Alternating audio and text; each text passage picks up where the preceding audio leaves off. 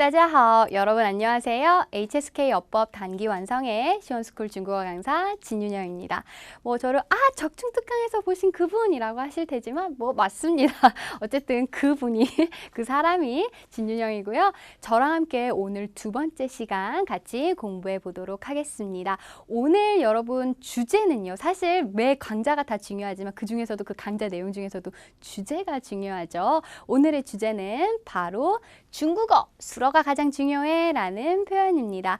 자, 우리 수러는 문장에서 다로 끝나는 말들이 오죠. 근데 그 중에서도요, 어떤 단어들이, 둔사들이 4가지 정도가 되는데 그 단어들이 이 수러 역할을 하는 거에 대해서 한번 공부해 보도록 하겠습니다. 그 중국어는요, 사실 수러가 가장 중요합니다. 그래서 이 수러에다가요, 저희가 이제 다음 강좌 넘어가면서 여기에다 뼈대를 붙이는 식으로 한번 공부 같이 해보도록 하겠습니다. 자, 그럼 오늘의 우리 학습 목표 같이 한번 살펴보도록 할게요. 오늘 이 목표 다 완성하는 거예요. 자, 바로 4가지입니다. 4가지 수러문이니까 당연히 4개가 되겠죠. 첫 번째, 동사 수러문. 동사, 움직이는 단어가 수러 역할을 하는 거. 그다음에 두 번째, 형용사 수러문. 형용사가 문장에서 어떻게 수러 역할을 하는지 한번 살펴볼 거고요. 세 번째, 특이하게 명사들도 문장에서 수러 역할을 할 수 있습니다. 아니, 수러는 다로 끝나는 문장이라면서 명사, 케이크, 고구마 이런 것들이 수러 역할을 할 수 있어요? 네, 요거 말고 또 다른 명사들이 있잖아요. 그 어떤 명사인지 한번 기대를 좀 해주시고요. 네 번째는 주술 수러문이어가지고요. 이 목적어에 주술이라고 얘기해서 다른 주어 수러들이 이렇게 올 수 있는 것들을 한번 대해서 알아보도록 하겠습니다. 사실 네 번째에 대해서는요, 여러분들이 조금 많이 이해를 못하겠다라고 하시는 분들도 있긴 있어요. 근데 이름이 어려울 뿐이지 말로 의미적으로 풀면 어렵지 않습니다. 그럼 우리 본격적으로 공부하기 전에요, 여러분들 실력이 얼마나 정도 되는지 같이 한번 테스트해 보도록 하겠습니다. 자, 제시된 단어를 사용하셔서요, 그림에 맞게 작문을 해주시면 됩니다. 우리 이제 제시된 단어가 쇼실이라고 해서 청소하다라고 나왔는데요. 그들은 방을 청소합니다라고 나와 있네요. 우리 4급 쓰기 이 부분이 바로 그림 보고 작문하기 요 문제이죠. 여러분들의 문법 실력이 얼마나 되는지를 판가름할 수 있습니다. 요거 문장 한번 작문해 보시고요. 조금 나는 힘들다 하시는 분들은 오늘 같이 공부하고 저랑 다시 한번 짚어보도록 하겠습니다. 자, 그럼 공부 시작하도록 할게요. 우리 시크릿 공식 첫 번째입니다. 바로 주어, 동사, 목적어입니다. 아하하, 저거 모르는 사람이 어디 있다고, 저게 공식이래. 네, 맞아요. 근데 이게 가장 중요하다라고 봐주시면 됩니다. 자, 우리 이 동사가 문장에서 수러 역할을 한다라고 해서요, 동사 수러문이라고 표현을 합니다. 동사는 제가 사는 단어 사자라고 말씀드렸어요. 그쵸? 단어라는 뜻이고, 동자는요, 움직일 동자입니다. 즉, 움직임 같은 것들을 나타내는 단어, 동사가 문장에서 수러 역할을 한다라고 봐주시면 됩니다. 제가 한번 보여드릴게요. 우리 첫 번째, 일반 동사, 목적어 이렇게 나와 있는데요. 자, 한번 보도록 합시다. 자, 그냥 동사 중에서도요, 그냥 흔하게 우리가 가장 사용하는 것들을 바로 일반 동사라고 표현을 합니다. 한번 예문을 통해서 한번 보도록 할게요. 여기 봐주시면 我不习惯这儿的天气라고 나와 있고, 他同意我们的要求라고 나와 있습니다. 이 문장은요, 선생님 너무 어려워 하신다면 제가 다시 구두로 한번 설명한 뒤에 돌아오도록 할게요. 우리 동사는 먹다, 吃, 마시다, 喝 이런 것들이 되어 있죠. 근데 먹으면 뭘 먹어요? 사과를 먹어요. 밥을 먹어요. 뒤에 올 수 있는 이 목적어들이 있죠. 그래서 동사 수러문의 가장 큰 특징은 뒤에 뭐가 온다? 목적어가 온다입니다. 근데 이 목적어는 대부분 명사나 대명사가 차지를 합니다. 명사는 이름이 있는 단어들이에요. 그렇죠? 제가 아까 말했었던 케이크, 사과 이런 것들이 바로 명사가 될 수 있겠죠. 그래서 중국어랑 또 영어랑 어순이 비슷해요 라고 말이 나오는 게 바로 동사, 다로 끝나는 문장이 바로 먼저 오기 때문이죠. 그래서 첫 번째 공식은 바로 일반 동사 뒤에는 목적어가 올 수 있다. 그럼 예문 다시 볼게요. 이게 조금 어렵지만 我不习惯这儿的天气라고 나와 있죠. 习惯이라는 표현은 물론 습관이라는 명사의 뜻도 있지만 습관되다라는 동사의 의미도 있습니다. 그럼 습관이 되면 어디에 습관이 되는지 그 뒤에 목적어 这儿的天气, 여기에 날씨라고 나와 있죠. 두 번째 예문도 볼까요? 그는요, 동의했습니다. 동의했으면 무엇에 대해서 동의했는지 그 뒤에 목적어가 나와야 되겠죠. 我们的要求, 우리의 요구예요 라고 나와 있죠. 그래서 중국어의 거의 가장 기본적인 문장은 바로 주어, 동사, 목적어가 기준이 돼서 간다라고 생각을 해주시면 됩니다. 아니 선생님 근데天气, 날씨인 것도 알겠고 要求, 요구라는 명사인 건 알겠는데 얘네들은 뭔데 왜 같이 끼어 있어요? 우리 명사를 수식하는 것들을 바로 관형어라고 얘기하는데요. 날씨인데 여기의 날씨 꾸며주죠. 요구인데 우리의 요구, 이렇게 명사를 꾸며주는 걸 바로 관형어라고 합니다. 어찌 됐든 간에 동사 다로 끝나기 때문에 문장에서 수러 역할을 한다라는 거, 그래서 동사수러문이라고 했었죠. 동사의 가장 큰 특징은 뒤에 뭐가 온다? 목적어가 온다. 근데 이 목적어는 대부분 명사나 대명사들이 온다라고 생각을 해주시면 돼요. 사실 가장 쉬워요. 그렇죠? 가장 쉬운데 여기서 하나만 조금 올려보도록 하겠습니다. 일반 동사는 아까 우리가 다 알고 있는 동사라고 했었죠. 근데 일부 동사들은요, 목적어가 꼭 명사가 아닐 수도 있습니다. 예를 들어서 한번 해볼게요. 저는 희망합니다 라고 나왔어요. 시왕이라고 하는데 희망하다라는 말 뒤에 목적어로 한번 넣어 보시겠어요? 예를 들어서 희망하다 그러면 제가요 중국에 가는 것을 희망합니다. 이렇게 표현할 수 있고요. 저는 희망합니다. 제가 중국어 문법을 잘 알길래요. 이렇게 표현을 하잖아요. 즉 일부 동사들은 뒤에 목적어가 동사가 들어갈 수도 있고 형용사가 들어갈 수도 있습니다. 구는 뭔데요? 라고 하신다면 제가 우리 구는 단어가 쭉 모여있는 단어 조합이라고 했었었죠. 그럼 동사구는 동사가 들어간 어떤 다른 단어 합쳐진 거, 그쵸? 형용사구는 형용사와 다른 단어가 합쳐진 거라고 생각을 해주시면 됩니다. 그래서 예문을 한번 통해서 한번 살펴보도록 할게요. 자, 여기까지 끊어요. 我担心, 저는 걱정이 됩니다. 물론 걱정이 됩니다라고 했을 때 我担心你, 난 네가 걱정돼 라는 대명사가 올 수도 있지만 뒤에 볼까요? 这会影响他的学习라고 나오죠. 이것이 그녀의 공부에 영향이 될까 걱정됩니다. 아니 뒤에 목적어가 영향을 주다라는 동사가 들어간 또 다른 단어들이 합혀져 있는 동사 구도 문장에서 목적어 역할을 할 수 있다라고 생각을 해주시면 됩니다. 또 뒤에 예문 한번 볼까요? 我觉得, 저는 뭐뭐라고 생각을 합니다. 저는 생각합니다 라고 말을 했을 때 뒤에 그 사람이 어떻다라고 생각해 라는 형용사 단어가 들어간 형용사구가 목적어 역할을 할 수 있겠죠. 볼까요? 他是一个聪明可爱的年轻人이라고 나와 있죠. 그는 똑똑하고 귀여운 젊은이라고 생각합니다. 이렇게 나와 있는 거 보이시죠? 즉 동사들 중에서도 일부 동사들은 목적어가 명사가 아닌 동사나 형용사 단어가 들어간 구가 올 수도 있다라고 생각을 해주시면 됩니다. 그럼 그 일부 동사 정리 한번 해주시죠 라고 하신다면 압류 정리해드려야죠. 봐주시면 希望, 희망하다 라고 나와 있죠. 아까도 얘기했지만 我希望, 희망합니다. 去中国学习, 중국 가서 공부하는 걸요. 이렇게 표현할 수 있겠죠. 决定, 결정했습니다. 어떤 것을 결정했는지, 그쵸? 제가 중국어 공부하기를 결정했습니다. 이렇게도 표현할 수 있고요. 担心, 걱정하다 라고 표현했었고요. 讨厌이라는 표현은 꼴보기 싫다, 밉다라는 표현을 바로 讨厌이라고 표현을 하고요. 开始, 시작하다. 우리 맨날 얘기하잖아요.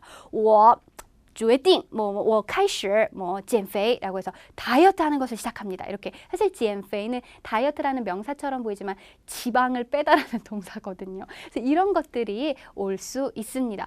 그럼 시험 문제 나오겠네요? 네, 나와요. 특히 HSK 3급에서는 독해 이 부분, 우리 가로 빈칸 단어 채워놓기 있죠. 4급에서는 독해 일부분에서 이렇게 일부 동사들 물어보는 것들이 나옵니다. 아셨죠? 자, 그러면 똑같은 동사수러문인데도 이 목적어 자리에 명사가 올 수도 있고 동사구나 형용사구가 올 수 있다라고 생각을 해주시면 돼요. 여기서 하나만 또 업그레이드 해보도록 하겠습니다. 제가 또 많이 가르쳐 드리는 거예요. 자, 근데 동사 중에서도요. 이합동사라는 게 있어요. 저에게 뭐라는 거야? 라고 저희 제가 이제 그 대학교에서 HSK 강의를 하는데 저희 과 아이들한테 이합동사라고 했더니 애들이 아하하 막 웃는 거예요. 무슨 저런 동사가 다 있냐고. 설명을 해드리면 이합동사의 이는요. 리, 아싸 떨어지는 거예요. 그렇죠? 이렇게 생각해 주시면 되고 합은 허, 합하다라고 생각을 해주시면 됩니다. 단어가요. 떨어뜨려서도 쓸 수 있고 붙여서도 쓸 수 있습니다. 근데 이합동사 저희가 종류를 조금 먼저 보시고 말씀을 드릴게요. 他大学毕业 요까지 먼저 보고 见面 이렇게 나와 있네요. 원래 毕业라는 표현은 졸업하다라는 뜻으로 많이들 알고 계실 거예요. 근데 毕가 뭐냐면 마치다, 끝내다 라는 동사. 이에는 학업이라는 명사예요. 조금 눈치채셨죠? 다시 밑에 예문 한번 보도록 합시다. 见面 만나다에서 见은 보다 동사, 面은 바로 뭐예요? 얼굴면 명사예요. 뭔가 좀 동사인데 다르죠. 즉 이합동사는요. 동사긴 동사인데 내 뒤에 오는 목적어 짝꿍을 같이 이미 데리고 오는 걸 바로 이합동사라고 얘기합니다. 동사의 가장 큰 특징은 뒤에 목적어가 온다라고 했었는데 이 이합동사들은 내 짝꿍은 내가 데리고 가요. 내 목적어는 내가 데리고 가요 했으니까 뒤에 다시 목적어 와요? 안 와요? 안 옵니다. 그래서요. 우리 중국어 조금 이제 공부하시고 HSK 도전하실 때 요 동사에서 이제 사람들이 많이 헷갈려 합니다. 그럼 이합동사의 종류가 있을까요? 네, 있습니다. 여기 보이시죠? 毕业 졸업하다, 见面 만나다, 结婚 결혼하다. 아니 어떻게 결혼하다가 이합사예요? 结 결합해요. 혼, 혼인으로 이런 뜻이에요. 旅行 여행 가다, 帮忙 이라고 해서 돕다. 아니 돕다도 어떻게 돼요? 빵 도와주다. 망은 바쁘다 형용사 아니에요? 네 맞는데요. 명사로서 바쁜 일이라는 뜻도 있습니다. 그래서 이 이합동사들은 뒤에 목적어가 온다 안 온다? 안 온다라고 생각을 해주시면 됩니다. 자 그러면 아까 떨어져도 쓸 수 있고 붙여서도 쓸 수 있다는데 한번 보여주시죠. 한다면 제가 보여드리도록 할게요.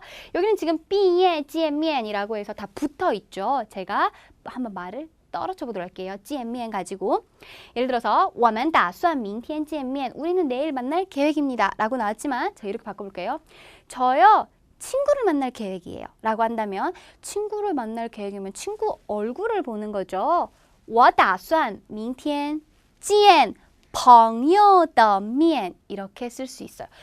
见朋友的面이라고 한다면 见面이 떨어져 있잖아요. 그렇죠? 그래서 이 합사들은 이렇게 뭉쳐서 합 쓸 수도 있고 떨어뜨려서도 사용할 수 있습니다. 원래 명칭은 그런 거고요. 우리가 이제 문법에서 가장 중요시해야 될 건 내가 내 목적어 내 짝꿍은 데리고 가겠소 라고 해서 이미 데리고 왔으니까 뒤에 다시 목적어 온다 안 온다? 안 온다라고 생각을 해주시면 됩니다. 그래서 시크릿 공식 우리 1번은요. 주어, 동사, 목적어에서 이 목적어는 명사 또는 일부 동사에 한해서 어떤 동사구, 형용사들이 올 수 있지만 이합동사만큼은 뒤에 목적어가 온다 안 온다? 안 온다라고 생각을 해주시면 됩니다. 근데 동사가 뭐 이렇게 복잡해? 라고 하신다면 이게 한자의 특성 때문에 그래요. 나중에 또 뒤에 가면서 제가 자세히 설명을 드리도록 하겠습니다. 그래서 우리 첫 번째 공식 동사수러문이었어요. 동사가 문장에서 수러 역할을 하는 동사수러문이었고요. 자 넘어가서 이번에는 형용사가 문장에서 수러 역할을 하는 형용사수러문에 대해서 한번 해보도록 하겠습니다. 사실 형용사는 가장 이제 대표적인 게 아이고 좋아요, 好 라는 표현들을 가장 많이 알고 계시죠. 물론 중국 사람들이 好好好 라고도 표현을 하지만 한번 말을 좀 자세히 들어보신다면 아마 중국 사람들이 好 라고 할 때 很好 라고 표현 他这个人很好 이렇게 표현을 합니다. 즉 형용사 수러문은요. 형용사가 문장에서 수러 역할을 하되 앞에 꼭 습관적으로 뭐가 들어가요? 很 같은 정도를 나타내는 부사가 들어간다라고 생각을 해주시면 됩니다. 제가 사는 단어 사자니까 얘 부사라는 것도 하나의 그쵸? 품사라고 생각을 해주시면 돼요. 예문 한번 보도록 하겠습니다. 做蛋糕很简单이라고 나왔죠. 케이크를 만드는 것은 간단합니다. 근데 간단하다라는 말 앞에 뭐가 들어가 있어요? 很이 들어가 있네요. 또 뒤에 예문 보도록 합시다. 那个年轻人非常认真. 그 젊은이는 열심히 합니다 라는 형용사가 문장에서 수러 역할을 했지만 그 가운데 바로 뭐가 들어가 있어요? 매우라는 정도부사가 들어가 있죠. 아니 근데 왜 그런 거예요? 라고 물으신다면 설명을 잠깐 드릴게요.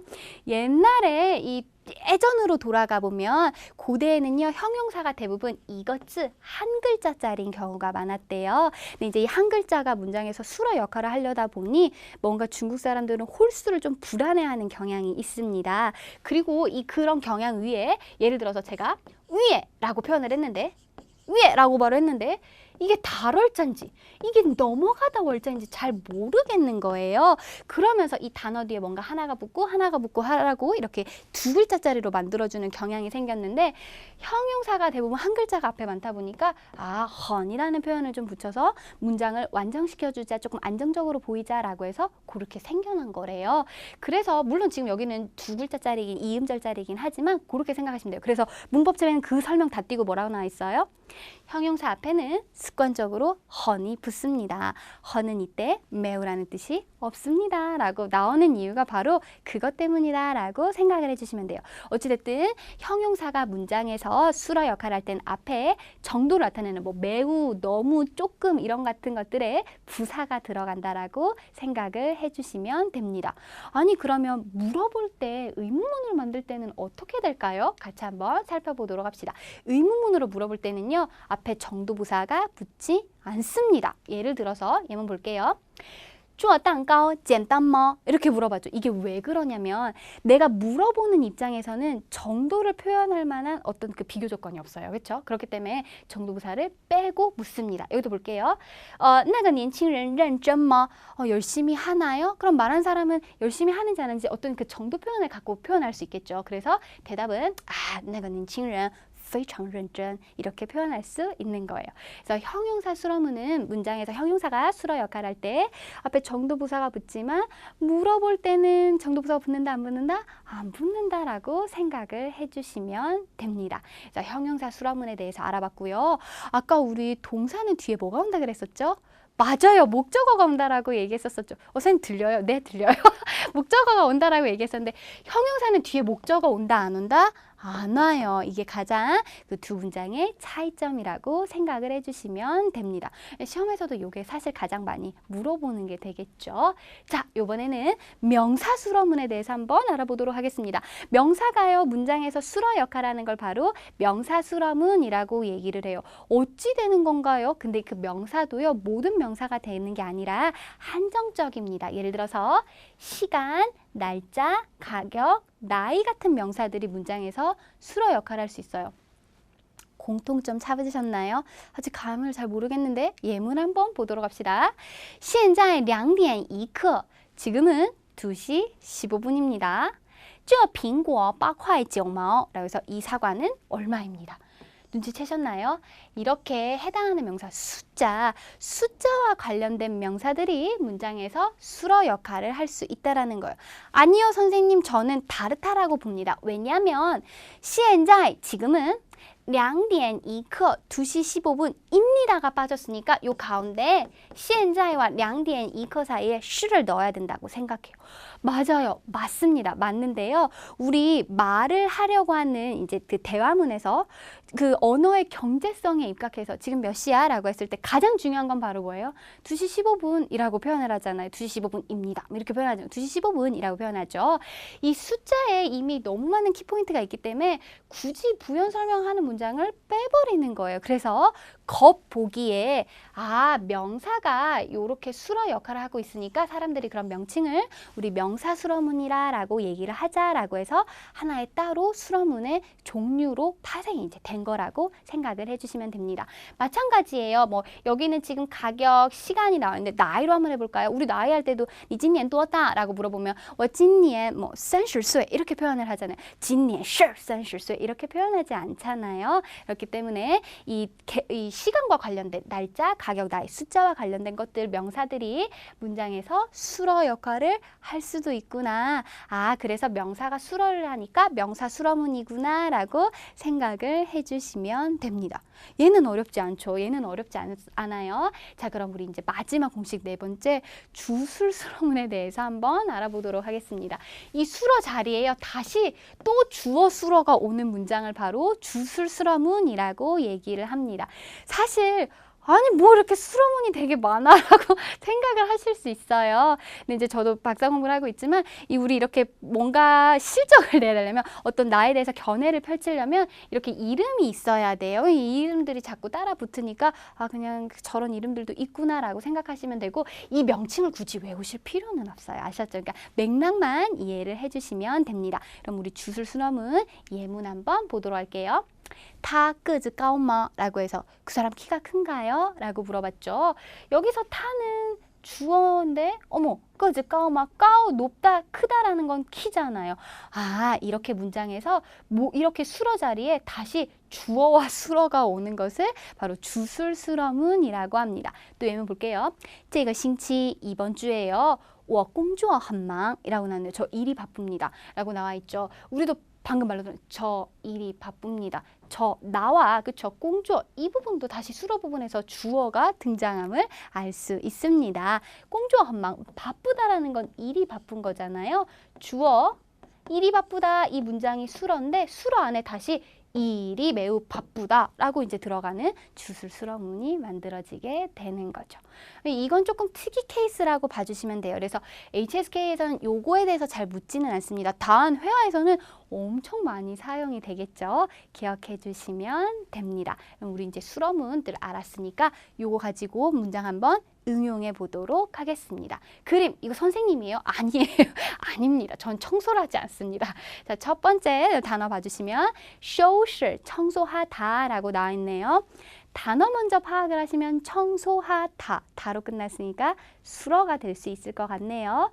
청소를 하면 방을 청소하다, 책상을 청소하다, 뒤에 목적어를 놓을 수 있으니 아 동사다라고 단어 품사 파악을 해주시면 됩니다. 근데 우리 아까 내 실력 체크하기 할 때 이 문장 나왔었죠. 그들은 방을 청소합니다 라고 나와 있네요. 자 그럼 한번 해보도록 합시다. 그들은 이라고 나왔으니까 문장의 주어 역할이 되겠죠. 그들은 이라고 할 때 그들을 우리 중국어로 뭐라고 하죠? 다만이라고 표현을 하죠. 은은 뭐예요? 라고 물으신다면 중국어에는 우리나라처럼 이렇게 조사 많이 발달되어 있지 않습니다. 그냥 그들은 이라고 표현하는 건 그냥 그들, 다만이라고 생각을 해주시면 돼요. 이 다만이라는 말이 그냥 문제 자체의 주어 자리로 갔다라고 생각을 해주시면 됩니다. 방을 청소합니다 라고 나왔네요. 우리 아까 첫 번째 공식에서 동사 수러문 기억하시나요? 우리 동사 뒤에는 목적어가 온다라고 얘기를 했었었죠. 그러면 청소하다라는 표현이 먼저 가고 목적어는 바로 방이라는 부분이 오면 되겠네요. 자 그러면 간단합니다. 정답은 他们收拾房间이라고 표현을 해주시면 되겠죠. 그래서 공식 1번에 맞는 주술목 SVO 문장이 만들어지는 게 되겠죠. 아주 간단해요. 이게 가장 기본적이다라고 생각을 해주시면 돼요. 자 그럼 여기에서 하나 더 얹혀가도록 하겠습니다. 왜냐하면 자꾸 우리는 뼈대 쌓기 문장 연습을 할 거예요. 그래야 자꾸 더 많은 글들을 써보실 수 있죠. 볼게요. 이 방은 매우 더럽습니다. 그들은 방을 청소할 계획입니다 라고 나왔네요. 일단 여기 문장 먼저 미션을 한번 클리어해 보도록 하겠습니다. 매우 더럽습니다. 더럽다라는 건 문장의 품사가 뭔가 상태를 나타내는 거니까 형용사가 되겠죠. 아, 형용사라고 이제 생각을 해주시면 돼요. 자, 형용사 수러문은 아까 우리 공식 두 번째 기억하시나요? 앞에 꼭 뭐가 온다? 그쵸, 부사. 부사에서 정도를 나타내주는 정도 부사가 온다라고 얘기를 했었었죠. 그러면 매우니까 그냥 쉽게 건을 생각해 주시면 돼요. 자 그럼 이 방은 더럽습니다. 이 방이라는 표현 주어를 가져가 주셔야 되겠죠. 이것은 뭐라고 하죠? 저거, 그쵸? 방은 아까 뭐라고 했었죠? 방지엔이라고 해서 형용사 수러문을 만들어 주시면 돼요. 그쵸? 그 다음에 또 뒤에 봅시다. 그들은 방을 청소할 계획입니다. 라고 해서 계획하다라는 동사 하나가 붙었네요.